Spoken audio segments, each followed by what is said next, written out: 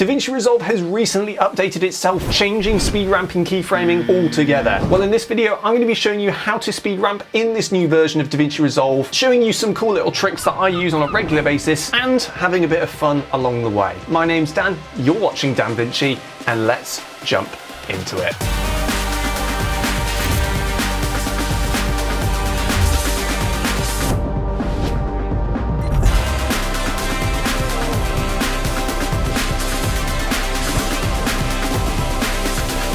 Okay, so we're in DaVinci Resolve now, and I'm going to be using DaVinci Resolve Studio 20. This is currently the beta version, so there will be some little changes. So if this video is a few months old by the time you're watching this, there may have been some subtle changes, but the overall structure should be the same. Otherwise, I'll have to re-upload this video and make a new one. Alright, so we're in the edit page now, and let's start speed ramping. So I've selected two clips that I had lying around in my media pool. So this first shot, what we want to do is speed ramp into this shot. The shortcut which I have set up, which might be the same for you or a little bit different, is Ctrl-R. You can also right click on your clip and click Retime Controls. This is actually the same as the previous versions of DaVinci Resolve. They haven't changed this an awful lot. In fact, not at all. Now what's different in DaVinci Resolve 20, or any version beyond that, is the Keyframes tab in the top left corner. This is where you're going to create the keyframes for your speed ramp transition. So if you click on this, it'll open up your keyframe tab, and this is exactly what we want. Now a top tip for you, if you have a small screen, this keyframes tab can actually be removed and taken out, so you can move it around however you like. Depending on how you have DaVinci Resolve open, you should see this little icon here. If you click this, it will remove the keyframes editor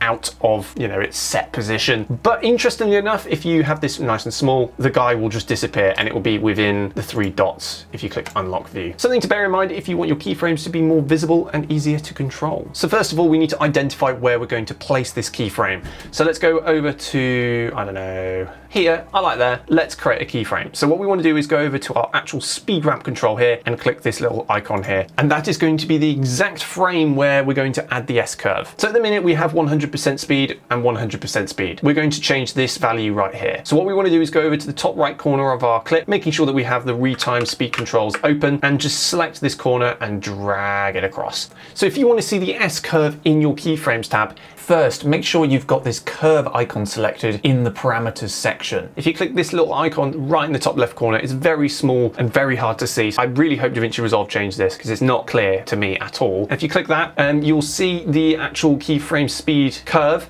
and you want to click this little dot here because it's very small and very hard to see. And then we want to click this guy right here, and that has added an ease in and an ease out. But if we accelerate this up a bit more, ideally you want the S curve to be slightly out of the shot. There is a reason for this. You don't want the shot to accelerate and then slow down before cutting into the next shot. Because you want it to be seamless, what you want to do is have the S slightly cut out so that it accelerates and then decelerates with the new shot. Now that's great, but I'm going to make the S curve even more sharp. And to do this, I'm just going to grab these little controls here and drag them inwards, and then I'm going to open up the retime controls and make it a bit tighter as well. Now let's have a look at how that looks. That's great. So when you're playing this back, if it's a bit laggy, feel free to render in place. All you need to do is select your clip, click render in place, and then just click whatever codec and format you want. Or you can just copy what I'm doing here. Now let's get our secondary shot. This shot is actually going in the wrong direction. So if we were to speed ramp this, it would look very abrupt and not very smooth at all. But let's reverse this shot and then add the speed ramping. That way it will match the same direction of motion as the previous shot, making it far nicer on the eyes. Click R on your keyboard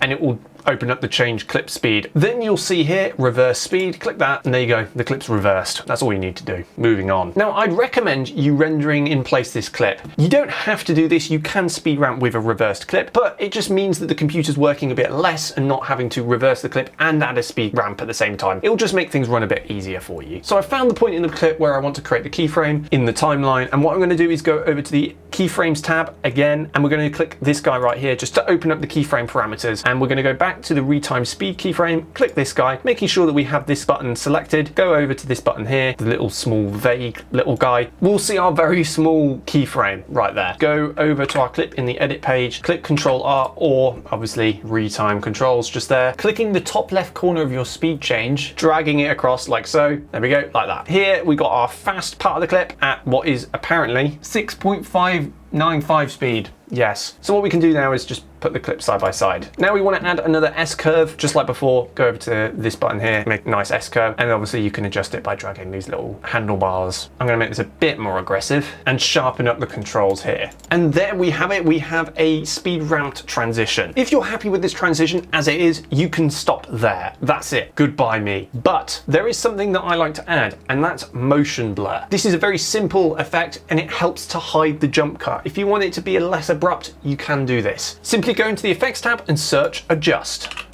This will bring up your adjustment clip, basically a layer that we're going to apply the effect onto. Drag over the adjustment clip, find the bit where you want it to be, something like this. Then what we can do is search blur in the effects tab, and we're going to find, oh, I think it's in open effects. Yes, directional blur. Put it on the adjustment clip, then go into the inspector tab, which is this guy in the top right corner, just here. I don't know why I went Australian.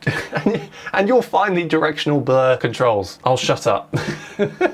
And we just adjust the blur just like this and increase the strength like that. You can follow these values, but just go on your personal preference and your personal taste. It doesn't really matter. Now, if you want to be really lazy with your keyframing for this, you can just bring in and out the opacity of your adjustment layer like this, as opposed to it being keyframed in. Now, this adjustment clip with directional blur is best served in small doses. If you overdo it, it's going to look a bit weird. You've got to do it just at the right moment. You do not want to drag this all over your clip because it just won't look very nice. It needs to be in its small doses. Now that is a very quick rundown of how to speed ramp in the new update of DaVinci Resolve. I've actually already covered speed ramping in a previous video. It was actually I think my third video on this channel all those years ago. And it made me reflect on how far this channel has come. And I just wanted to say a huge thank you for not only almost hitting 20,000 subscribers, it's just the fact that that was my third video and it's got 76,000 views or something. And the amount of love and support I've gotten from all of this content is fantastic. I've learned a lot as an editor. I think I've calmed down a bit. My edits were a bit crazy back in the day. This is really weird. Thank you. You can go back into your barn.